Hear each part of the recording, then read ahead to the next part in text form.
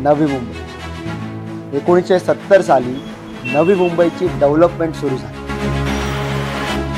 उत्तम पायाभूत सुविधा, आधुनिक जीवनशैली आणि हिरवाई या सगळ्यांमुळे मुंबईतील जवळपास अर्धी लोकसंख्या आज नवी मुंबईमध्ये स्थायिक झाली आहे। आज नवी मुंबई एक आधुनिक शहर असलं तरी त्यांचा पाया मात्र इथल्या जुन्या गावांवर, त्यांच्या परंपरेवर उभा आहे। आपल्या मुलांची ओळख जपून ठेवणारी ही गावे, त्या गावातील गावदेवी हे त्यांच्या सांस्कृतिक आणि धार्मिक जीवनाचं केंद्र आहे। गावांचा आत्मा म्हणजे त्यांची देवी। म्हणूनच नवी मुंबईतील प्रत्येक गाव आपल्याला एकच सांगतो, जिथं गाव तिथं देवी। बेसिकली सगळ्या पूर्ण मंदिराचं नियोजन पाहणं आणि मला सांगायला तुम्हाला आनंद वाटतो राहुल की गावदेवी मरियाई मंदिर ट्रस्टमध्ये या सगळ्याच महिला आहेत, या सगळ्या मातृशक्तीच आहेत आणि या सगळ्या मातृशक्ती मिळून या आदिशक्तीची सेवा करत आहेत।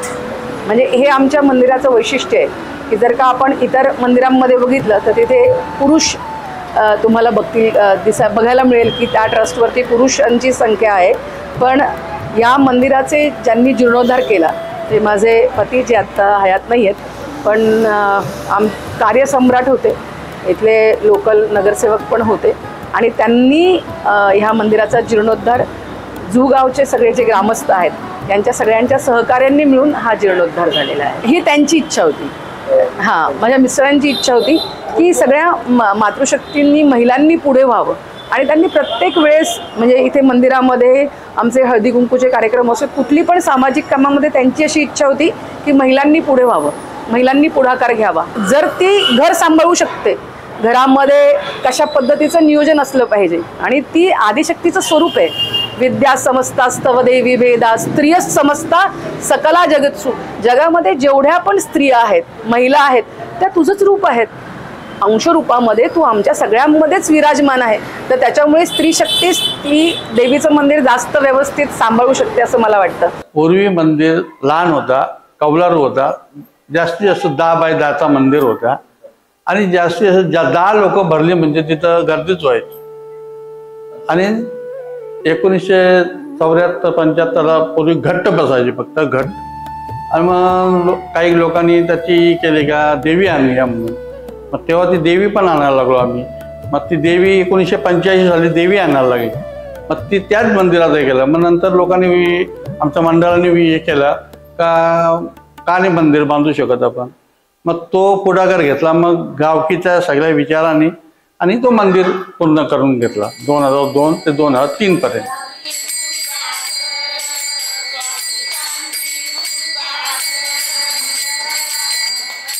जेव्हा जुईनगर, जुईपाडा, मूळ गाव जुईपाडा, आता त्या परिसरात जेव्हा डेव्हलपमेंट झाली त्यावेळी इथे जे बिल्डर्स आले होते ते कोणी सायकलवर आला होता, कोणी स्कूटरवर आला होता, मोठा जमापुंजी घेऊन कोणी इथं आले नव्हते। आज ते एवढ्या मोठे प्रोजेक्ट करत आहेत, कोणी 500 करोड, कोणी 200 करोड, कोणी हजारो करोड असे पुढे गेलेले आहेत, जे की गावदेवीच्या कृपा आशीर्वादाने एवढे मोठे झालेले आहेत। आणि काही बिल्डर्स भेटतात, ते सांगतात की आम्हाला आमची सुरुवात जुईनगर जुईपाड्यापासून झालेली आहे आणि आम्ही आत्ता ह्या एवढ्या मोठ्या पदावर पोहोचलेलो आहोत। आणखीन तुम्हाला सांगायचं तर गावदेवी जी आहे ही स्वयंभू आहे, तिला कोणी असं बसवलेलं नाही। फार आमच्या 4-5 पिढ्यापासून गावदेवी आहे, कोणाच्या तरी स्वप्नात आली आणि ते स्थान इथं, मग त्यांना ते पहिले दगड भेटले आणि दगडावर श्रद्धा झाली आणि त्या दगडांची पूजा संपूर्ण गाव करतो। गावाच्या बरोबर कॉलनीमधले इतर परिसरातली लोक त्यांना अनुभव आलेले आहेत।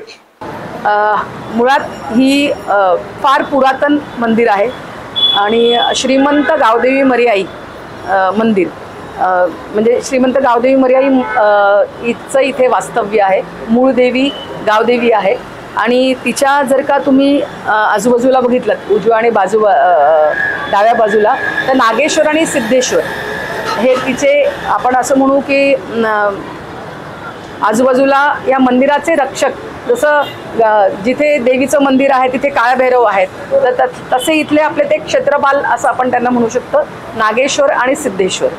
देवीची स्थापना झाल्याचा काही पुरावा नाही आहे, पण जुनी जाणती लोक सांगायचे की आम्हाला पण माहिती नाही का हा मंदिर कधी बांधलं होतं. म्हणजे 350-400 वर्षापूर्वीचाच मंदिर असायला पाहिजे. ती मूर्ती इथंच कुठे जमिनीत भेटलेली आहे त्यांना पूर्वी, असं सांगितलं जात होतं. कोणीतरी खोदकाम करत होते, असं काहीतरी झालं आणि तेव्हा ती मूर्ती आणि ते तिचे रक्षक दोन रक्षक आहेत, ते रक्षक इथं भेटले होते ना. हा, ही स्थापना केली आणि ती वेशीवरच आहे ना, म्हणून ती ही जरीमरी देवी आहे. ही पूर्वीचं मंदिर जे होतं फक्त लाकडी खांब होते, 6 खांब होते लाकडी, जसे आता इथं तुम्हाला दिसतात. त्यावेळी कसं लाकडांचं काम चांगलं असतं, त्याच्यावरती मग कौलं होती. संपूर्ण गावदेवी ही ओपन होती आणि त्या गावदेवीच्या अंगावर आम्ही खेळत असो. गावदेवी त्यावेळी आम्हाला माफ करत होती. त्या मंदिरामध्येच काही पूर्वीचे खेळ व्हायचे, समजलं काय. त्याला आता आमची नावं वेगवेगळी आहेत, वित्तीदांडू पण असं बाजूला, पण इथं डांगणाल म्हणून असं नाव होतं. असे वेगवेगळी नावं होती पूर्वीची. कारण इथं जे वास्य होते किंवा हे तिथं चढायला माकडासारखे चढायचो आम्ही त्यावेळी. आम्हाला काय वाटायचं नाही, उड्या टाकायच्या. ते ठेवलं का पकडण्यासाठी, ज्याच्यावर राज्य आहे तुम्ही बोलता, आमच्या भाषेमध्ये डाव आहे असं बोलतो, त्याला किती तेवढा त्रास होईल अशी सगळी एकत्र असायची. आणि ते खेळ पूर्वी फार म्हणजे एक प्रकारचे त्या खेळामुळे ऍक्टिव्ह असायचं, ऍक्टिव्हनेस राहायचा, फ्लेक्झिबिलिटी असायची माणसाच्या शरीरामध्ये. आता ते करण्यासाठी आपल्याला जिमला जावं लागतं.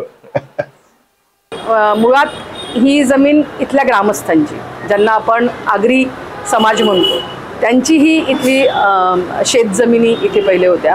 आणि मग सिडकोने निर्णय घेतला की इथे त्यांच्या जमिनीवरती त्यांनी कब्जा केला.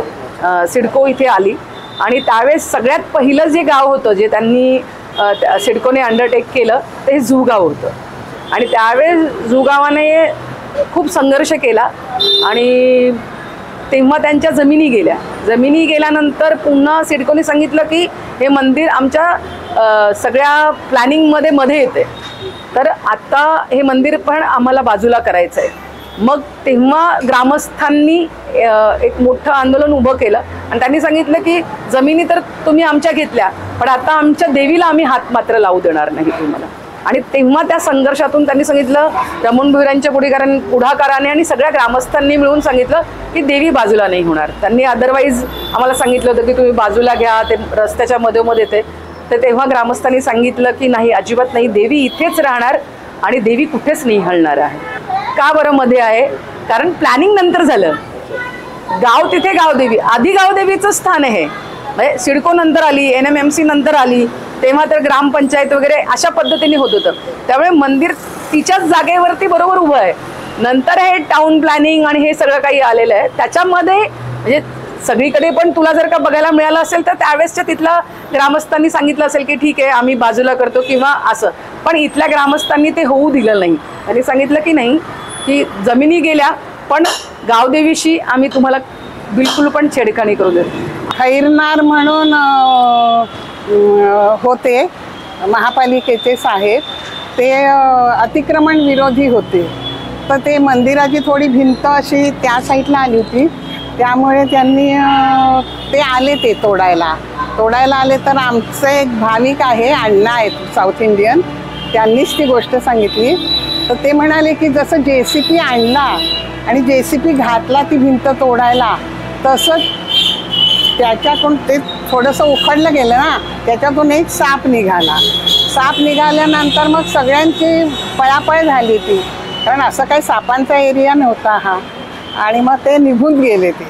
इतकं जागृत स्थान आहे आणि तिच्या कृपेमुळेच आज आपल्याला सिडकोच्या माध्यमातून म्हणा महापालिकेच्या माध्यमातून हा एवढा जो परिसर मिळालेला आहे ती तिचीच शक्ती आहे ना, नाहीतर कुठल्या मंदिराला असं मिळालेलं नाही आहे. आणि आपण इतर देवतांची सुद्धा इथे स्थापना केलेली आहे.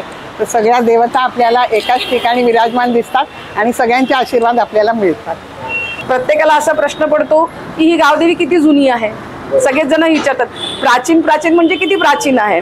तर याच्याबद्दल अशी ख्याती आहे कारण आम्ही जितके वर्ष पाहतोय आमच्या आधीची पिढी म्हणजे आमच्या सासूबाई आहेत त्या, तर त्यांनी सांगितलेली वर्ष त्याच्या अगोदर त्यांनी ज्या गावामध्ये आल्यानंतर त्यांनी सांगितलं. तर ह्याच्याबद्दल असा इतिहास मिळतो की छत्रपती शिवाजी महाराजांच्या काळामध्ये त्यांनी आपलं इथलं पूर्ण जे कोकण कोस्टल ज्याला आपण म्हणतो तर त्याच्या रक्षणासाठी कान्होजी आंग्र्यांना इथे पाठवलं आणि कान्होजी आंग्रे काही मावळ्यांना घेऊन इथे आले आणि हेच छत्रपती शिवाजी महाराजांचे मावळे आहेत खरे. हे जिथे आपल्याला सगळीकडे इथे जो समुद्री किनारा दिसतो हे कोळी आगरी नसताना हे खरे मराठे आहेत, हे सरदार आहेत की ज्यांनी छत्रपती शिवाजी महाराजांसाठी इथलं पूर्ण कोकण किनारपट्टीची जी सुरक्षा आहे ती ह्या लोकांनी सांभाळलेली आहे. मग त्यावेळेस ही आलेली सगळी मंडळी आहेत आणि तुला हे माहिती असेल हे खूप पुरातन शास्त्र आहे. गाव तिथे गावदेवी, हा म्हणजे मग गाव जर का वसलं तर ही आपली पुरातन परंपरा आहे. गाव जर वसलं तर आपण गावदेवीची स्थापना करतो आणि गावदेवीची स्थापना आपण ह्यासाठी करतो की त्या पूर्ण गावाचं रक्षण भरण पोषण याची सगळी जबाबदारी ही गावदेवीची असते. त्या वर्षभरामध्ये येणाऱ्या जी काही रोगराई आहेत त्याच्यापासून वाचवण्यासाठी पण जर का तुम्ही उल्लेख बघितला पुराणामध्ये तर महामारी पासून रक्षण करणारी ती मरियाई असं मरियाईची ख्याती आहे. ते सगळी जोरदार तयारी करून पोरं एकदम हातभार लावून तयारीला लागलेले असतात. आता थोड्या दिवसांनी जे काही मकर बनवायचं आहे ते सुरुवात होणार आहे आता सोमवारपासून आणि सज्ज असतात पोरं सगळे. दोन्ही होतं, घटस्थापना पण होते आणि देवीची मूर्ती पण ठेवली जाते.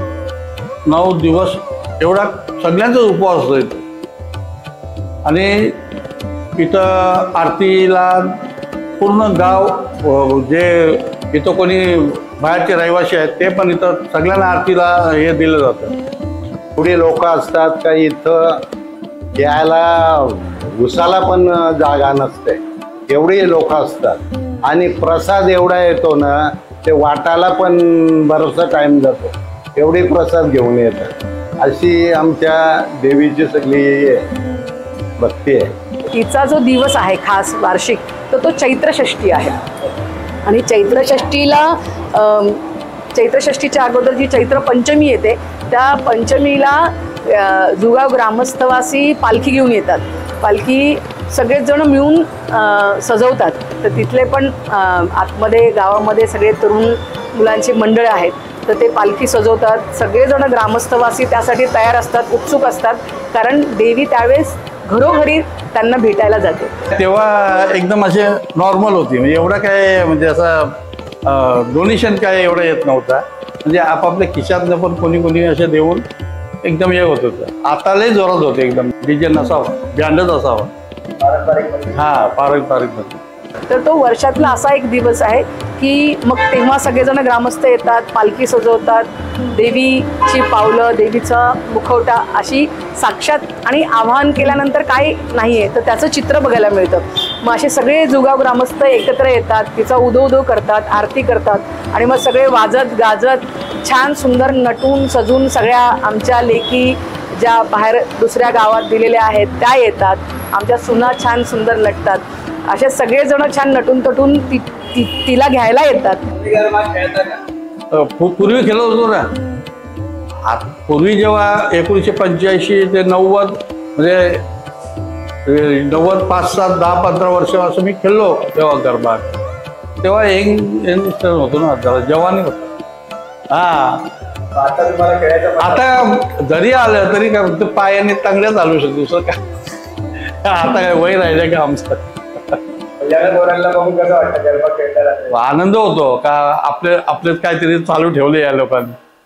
आणि मग घेऊन इथे वाजत गाजत ती पूर्ण मिरवणूक निघते आणि पूर्ण जुगावांतल्या ज्या आपल्या रहिवासी आहेत, ग्रामस्थवासी आहेत, त्यांच्या घरी ती जाते.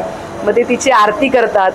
अशी खूप सुंदर प्रथा आहे आणि जवळजवळ 7-8 तास ती पूर्ण सगळ्यांच्या घरी जाऊन मग इथे येते. पुन्हा इथे सगळेजण नाचतात, तो उदो करतात आणि मग दुसऱ्या दिवशी सकाळी चैत्रषष्ठी, म्हणजे की वर्षभरामध्ये देवीला जे काही आपण साकडं घातलेलं आहे, आपल्या ज्या काही अनुभव आलेले आहेत, काही संकट आली आहेत, त्या संकटाला तेव्हा ती धावलेली आहे. गावकरी आणि जे बाहेरचे लोक आहेत, म्हणजे भाडोत्री लोक, खोलीवाले, जे कोणी रहिवासी आहेत तिथले, त्यांना पण आरतीचा इथं हे दिलं जातं, मान दिला जातो. फक्त एवढंच तर त्यांनी साडी चोली नेसून किंवा शर्ट पॅन्ट, फुल पॅन्ट असावी, हाफ पॅन्ट किंवा फाटके कपडे घालून इथं ते नाही आहे. हे नियमच लावून बोर्ड लावले ना त्याच्यात. म्हणजे ही हिंदूंची परंपरा नष्ट होत चालली ना. हिंदूंना इथं कोणी जीन्स पॅन्ट घालून, जॅकेट, टी शर्ट घालून येऊन पूजा करणं बरोबर नाही ना. ड्रेस कोड आहे ना, ड्रेस कोड त्याच्यावर लागू केलं प्रत्येक ठिकाणी. आता तेच झाले ना, तुम्ही काही घालून मंदिरात प्रवेश नाही करू शकत. चुकीचं आहे ना ते. हिंदू संस्कृतीचा नष्ट होत चालली. आमची जत्रा असते ना, त्या जत्रेला आमच्या गावात म्हणजे पूर्वी प्रत्येक कामगारांची पूजा होत होती, महापूजा. तेव्हा चित्रपट दाखवले जात होते प्रत्येक गावात. आमच्या गावात पण असे कोणी चांगल्या चांगल्या कंपनीमधले लोक पूजा ठेवत होते, पिक्चर व्हायचे, फिल्म दाखवायचे. आणि मग 1 वर्षी आमच्याकडं दादा कोंडकेची इच्छा माझी पुरी करा म्हणून त्याचं नाटक होतं. आणि तो नाटक आमच्या गावात एवढी गर्दी, तुफान गर्दी झाली होती दादा कोंडकेला बघायलाच. देवी जेव्हा येतात, देवी तुम्हाला माहिती असतील तर कांजण्या बोलतो, तर त्याचं आमच्या वंश परंपरे रूढीप्रमाणे त्याचा मान सन्मान केला जातो, त्याचा मान भरला जातो. आणि मग तरवे घेऊन येतात. तरवे म्हणजे काय आहे तर सफेद अशी हे असते, डिझाईनवाली ओढणी असते, त्याला अशी घेतात, कपड्याच्या खाली ठेवतात आणि 5 प्रदक्षिणा इकडे मारतात. प्रत्येक ज्या वेळी ते येतो ते मान असो ना, तेवढेच लोक, सगळे नाही. आणि आता ते त्याच्यातून मुक्त असतात. पण मग तो तिचा तरवा की तुझ्यासाठी आम्ही आलोय, कारण तू तेव्हा आमच्या संकटाला धावलीस, असं म्हणून ते तरवे वाजत गाजत प्रत्येक जण वेगवेगळ्या घरातून जिथे जिथे असे झालेले आहेत, तर ते घेऊन तिला भेटायला येतात की त्यावेळेस तू आमच्या संकटाला धावली, तर तुझ्या आणि नवसाला पावली म्हणून आम्ही तुला भेटायला आलो. जो गावाचा रक्षण करता असतो, ज्याला वेशीचा देव बोलतो, कोकणामध्ये सगळीकडे असतात, तशा प्रकारचं आमच्याकडं जत्रेच्या दिवशी गाव देवीचं दर्शन घेतल्यानंतर वेशीच्या देवीला नारळ दिला जातो. आता तुम्ही वाढवणं बोलता किंवा चढवणं बोलता, तर नारळ त्या वेशीच्या देवाला तिथपर्यंत, आता तुम्ही आलात तर गावदेवी समाज मंदिरच्या बाजूलाच ते आहे छोटंसं, तिथे जाऊन फोडायलाच लागतो. आणि तो संपूर्ण रक्षण करत असतो वेशीचा. जसं मी मगाशी तुम्हाला सांगितलं की ती आमची इथपासून इथपर्यंत वेश आहे, तो गावदेवीचाही रक्षण करतो आणि गावातल्या सर्व जनसामान्याचा, सगळ्यांचा रक्षण करत असतो. पूर्वी इथं देवीला जत्रेला बली दिला जात होता, पण काही कारणास्तव लोक शिक्षित झाले आणि त्यांनी इथं बलीची प्रथा बंद पाडली. आणि तेव्हापासून इथं देवीला गोड नैवेद्य दिला जातो. तर हळदी कुंकूचा कार्यक्रम जेव्हा आम्ही घेतला तेव्हा आमच्या डोक्यामध्ये होतं की गंगा भागीरथी, म्हणजे आपण ज्यांना विधवा म्हणतो, त्या विधवा महिलांना त्याच्यामध्ये सामावून नाही का, तर तो सुवासिनींचा आहे. तर ती प्रथा कुठेतरी बाजूला करून की नाही, ह्या महिला देखील आपल्याच आहेत आणि एखाद्या महिला वर्गाला तो तिचा दोष नसतो, ती तर आपत्ती त्या पूर्ण कुटुंबावरची असते, तर त्याच्यामध्ये तिचा कसा काही हात असू शकतो. तर तिला न दुखवता तिलाही या कार्यक्रमामध्ये घेऊन तिलाही ते उच्च स्थान देऊन मग आम्ही काय करायचो, दीपप्रज्वलन तिच्या हातून करायचो. अशा महिलांना आम्ही सन्मानाने बोलवायचो, प्रमुख पाहुणे म्हणून करायचो.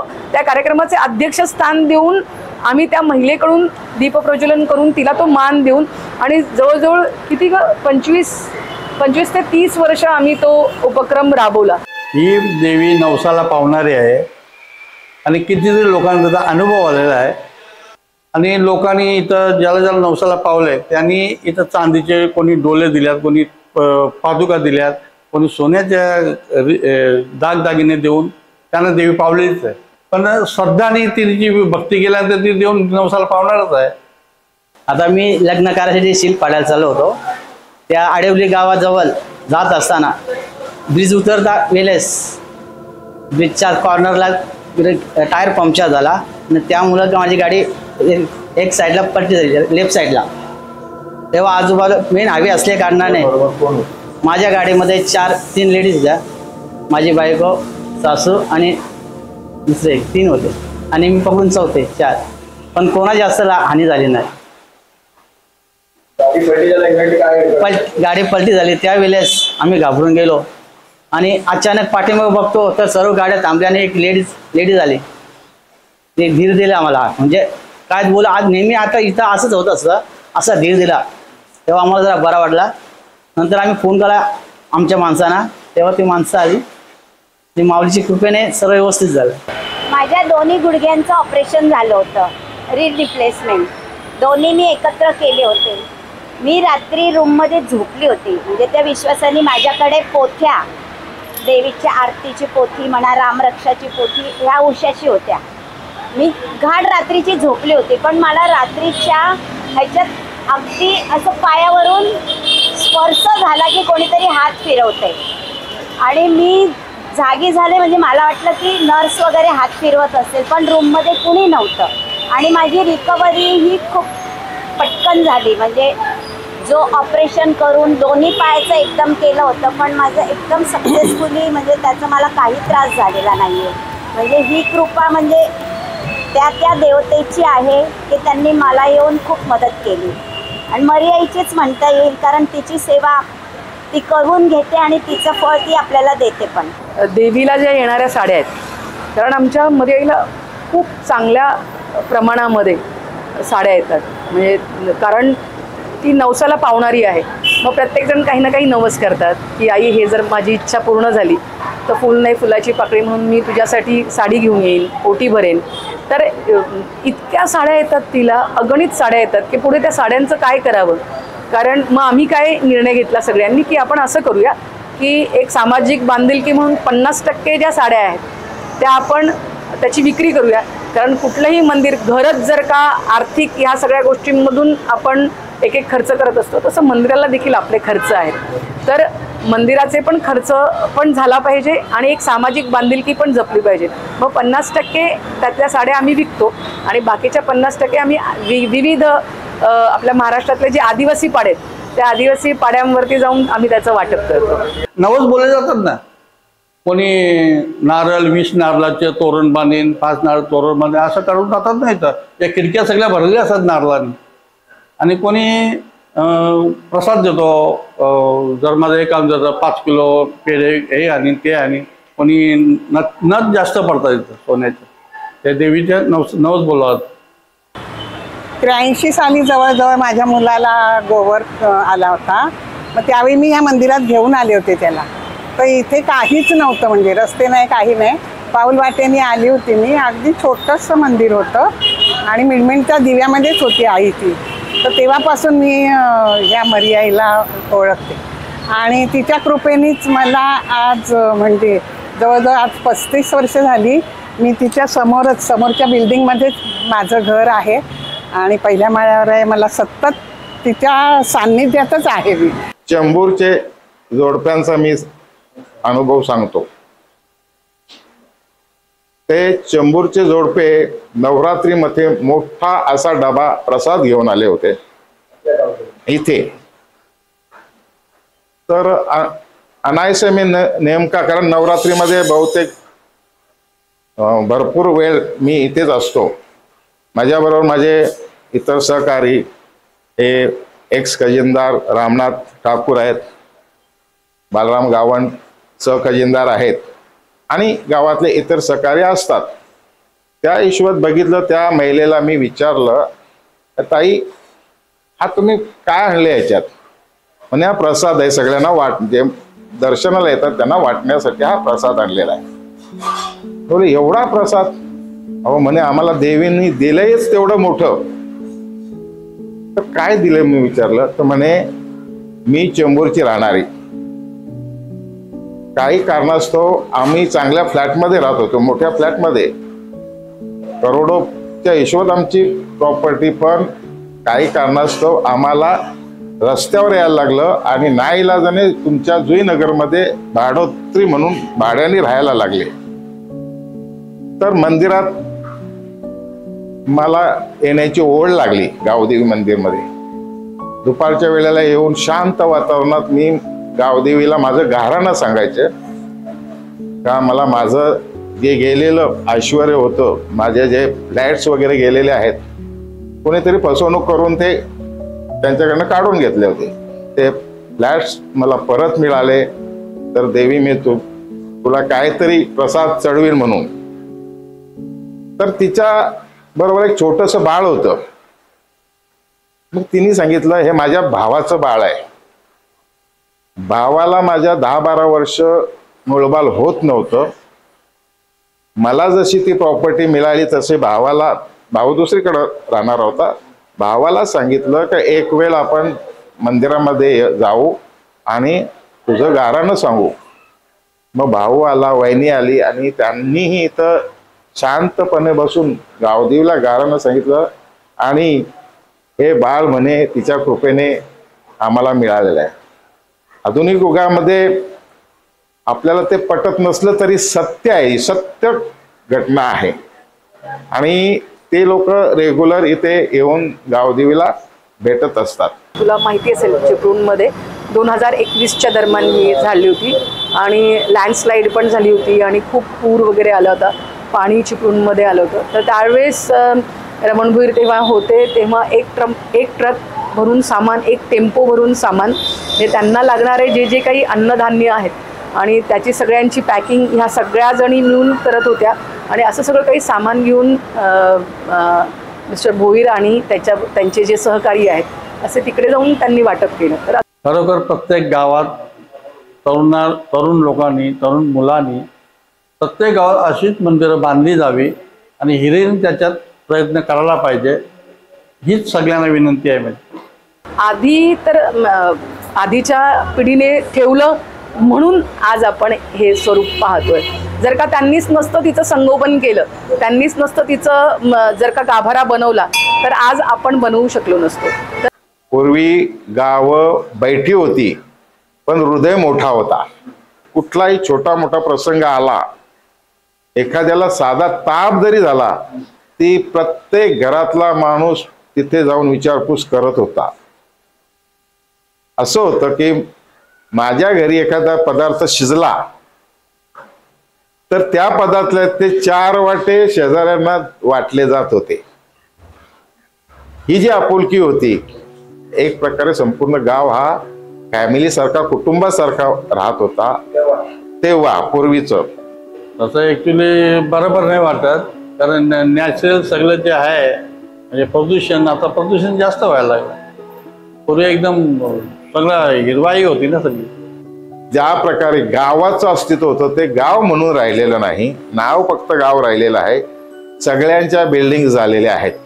सगळं आठवत आहे. शेतातनं आम्ही पळत होतो, कुठं पडल्यावर कुठं लागायचं सगळं आठवत आहे. आता जरा पडलं तर पोरं डॉक्टरकडे घेऊन जातात, तेव्हा आम्ही झुलत लावून मोकळं होत होतो. पूर्वी असं होतं की बैठी घरं होती, कोणाच्या तरी ओटीवर बसलं जायचं संध्याकाळच्या टायमाला.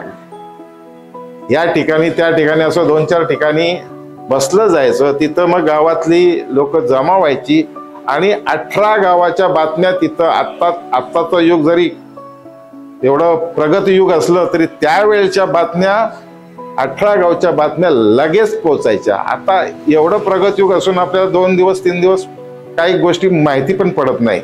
का तर तो लोकांचा संपर्क होता, एकमेकांशी संपर्क होता आणि संपर्कामुळे जिव्हाळा होता, जिव्हाळ्यामुळे प्रेम होतं. आता तशी परिस्थिती कमी आहे. आता जो तो आपापला टॅब घेतोय, लॅपटॉप घेतोय, मोबाईल घेतोय, एकटाच असतो, बाजूला दुसरा असतो, तोही त्याचा मोबाईल घेऊन आपलं करत असतो, बाजूच्याला माहिती नाही पडत काय चाललंय, अशी परिस्थिती आहे. कुठेतरी वाटते आता गाव पण हरवलेलं वाटतंय, पण आत्ताची जी पिढी आहे ती एकत्र येऊन जेव्हा आम्ही गावातले कार्यक्रम साजरा करतो तेव्हा असं वाटतंय गाव पण आहे. देवीच्या श्रद्धेच्या वेळेला जेव्हा लोक येतात, गावातले लोक येतात, तेव्हा असं वाटते गाव पण अजूनपर्यंत आहे. मी सगळ्याच भाविक भक्तांना आमंत्रित करते. श्रीमंत गावदेवी मर्याई मंदिर ट्रस्ट, आमच्या ज्या सगळ्या मातृशक्ती आहेत, आमचे जुगाव ग्रामस्थ वासी आहेत, त्यांच्या सगळ्यांच्या तर्फे आणि वाशी नवी मुंबई चे जे आहेत त्यांना सगळ्यांना मी आमंत्रित करू इच्छिते. छोटंसं मंदिर आहे आमचं आणि नवरात्री छोटीशी असते, परंतु एकदम आनंदामध्ये ती साजरी केली जाते. तर एक आवाहन करेन की ज्यांना ज्यांना जमेल त्यांनी दर्शनासाठी यावं. नाही, सांगायची गरजच नाही. लोक अशी म्हणजे त्यांना माहितीच आहे, दरवर्षीप्रमाणे इथं जोरदार गर्दी असते आणि दर्शन घ्यायला येतातच लोक. जिथं गाव तिथं देवी या डॉक्युमेंटरी सिरीजच्या पहिल्या भागातील 3 गावांचा इतिहास आणि त्या गावातील गावदेवींची महती तुम्हाला नक्की आवडली असेल. तुम्हाला हा इतिहास कसा वाटला ते कमेंट्स मध्ये सांगायला विसरू नका. लवकरच डॉक्युमेंटरी सिरीजचा पुढचा भाग तुमच्या भेटीला येणार आहे, ज्यात नवी मुंबईतील आणखीन काही गावाचा इतिहास, त्या गावातील गावदेवींची महती तुम्हाला पाहायला मिळेल. त्यासाठी आपल्या बी रेडिओ केच्या YouTube चॅनेलला सबस्क्राईब करायला विसरू नका. काळूबाईच्या नावानं चांग भलं. भेटूया जिथे गाव तिथं देवीच्या पुढच्या भागामध्ये. तोपर्यंत बी रेडिओ के.